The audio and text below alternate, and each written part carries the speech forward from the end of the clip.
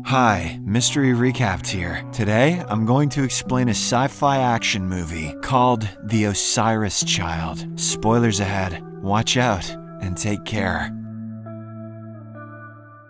The movie is set in a remote future where humanity has expanded past Earth and colonized several other planets. In the opening scene, we hear the voice of a little girl, Indy, talking about her father, Cain. She reveals that he used to serve in the Air Force back on Earth, but during a mission, a simple error on his part resulted in the death of the entire crew. The authorities accused him of substance abuse, which allegedly caused the mission to fail. However, due to a lack of solid evidence, he was only fired from the military with no charges.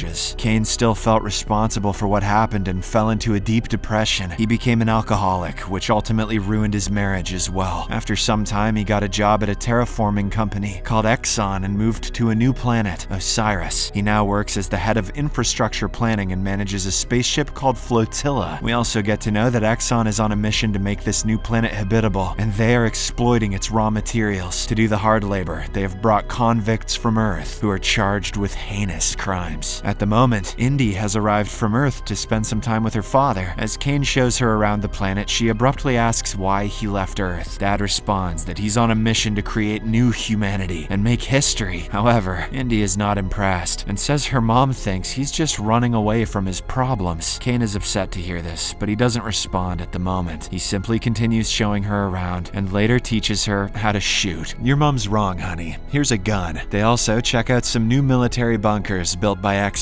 After some time, Cain drops Indy off at the capital city in the care of a babysitter. This is because he needs to return to the flotilla, and kids aren't allowed there. Cain promises that he'll be back in a week and assures her that she can contact him anytime. In the evening, we see some monstrous creatures roaring and running through the fields of Osiris. At the same time, we hear a prison guard reporting that some creatures have breached the facility and are killing everyone. The next morning, Cain wakes up in his room on the flotilla and his AI assistant plays several messages for him. He ignores his wife's and co-workers' messages, but when it comes to Indy's, he promptly listens to it. Cain learns that she wants to visit a nearby landmark, but before he can give his permission, the message suddenly cuts off. He asks the AI what's wrong, and it reveals that there's currently a communications jam on Osiris. On another part of the flotilla, we see a woman named Linux, who is the head of Exxon. She summons Colonel Michael, and they discuss the escape of convicts from prison last night. Michael insists that they must tell the truth to everyone and save the people from the beasts. However, Linux refuses, stating that it all happened because of their mistakes. She explains that she can't disclose the truth, or else they will be accused of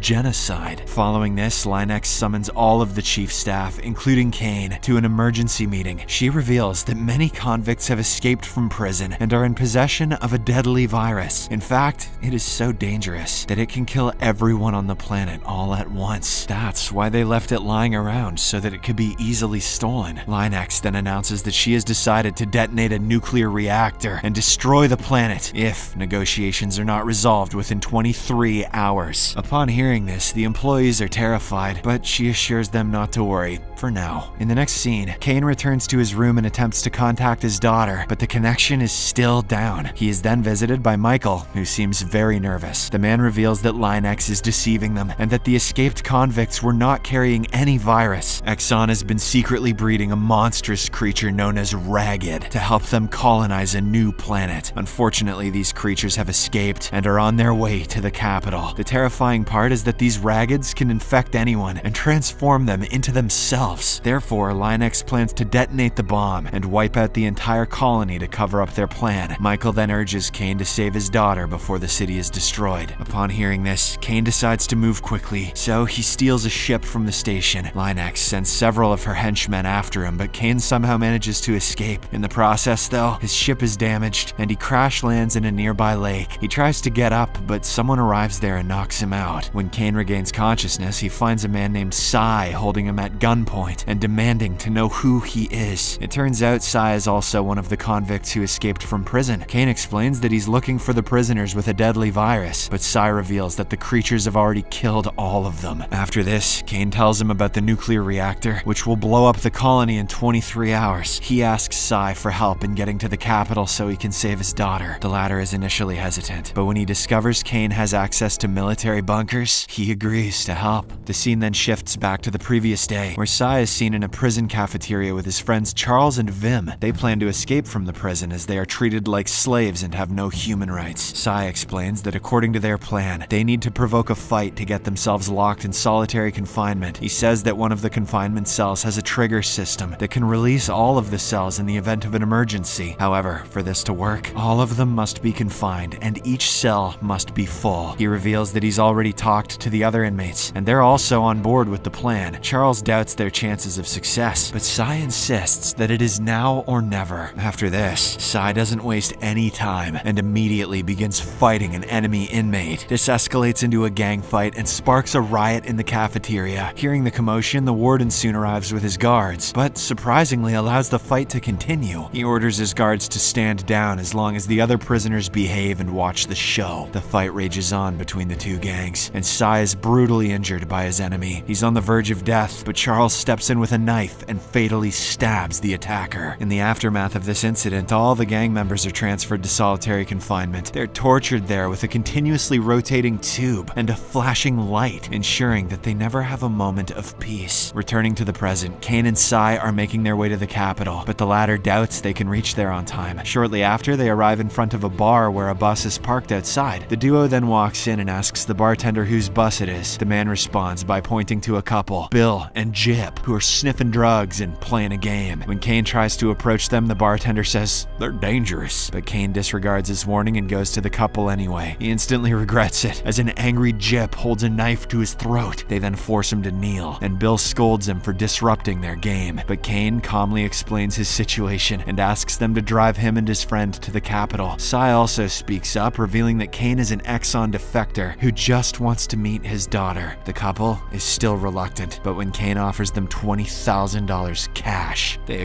agree. The scene again flashes back to last night, when Vim wakes up in a cage. He soon notices a ragged approaching him, scaring him shitless. Before Vim can react, the creature attacks him and transforms him into a creature as well. After this, the warden approaches Sai and takes him to the same cage. He explains how they are creating these creatures by mutating prisoners and transforming them into beings capable of adapting to any environment. Just as Sai is about to be attacked, the cage door suddenly opens and he falls to the floor below. There, he meets one of his friends, who says that the plan worked and all the confinement cells have been opened. But at this moment, Charles arrives and nervously admits that he accidentally let a beast loose. After this, chaos erupts in the prison as inmates start running frantically while the creature chases them. The warden tries to control Vim, who is now transformed into a ragged. However, the creature doesn't listen and immediately attacks him. Meanwhile, Sai and his two friends manage to escape the prison and decide to head to the capital. But Sai refuses to go with them, revealing that he wants to go to the opera. His friends are confused by this.